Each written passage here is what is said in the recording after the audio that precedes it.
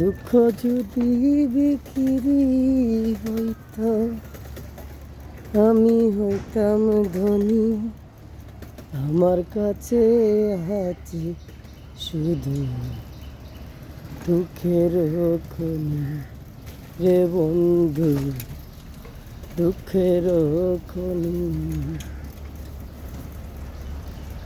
আমার কাছে আছে শুধু দুঃখের খনি রে বন্ধু, দুঃখের।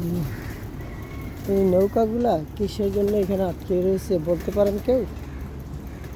কেউ যদি জানেন তাহলে একটু বললেন যে এই নৌকাগুলা কেন এখানে আটকে রয়েছে। আর যে বলতে পারবেন তার জন্য অবশ্য পুরস্কার আছে।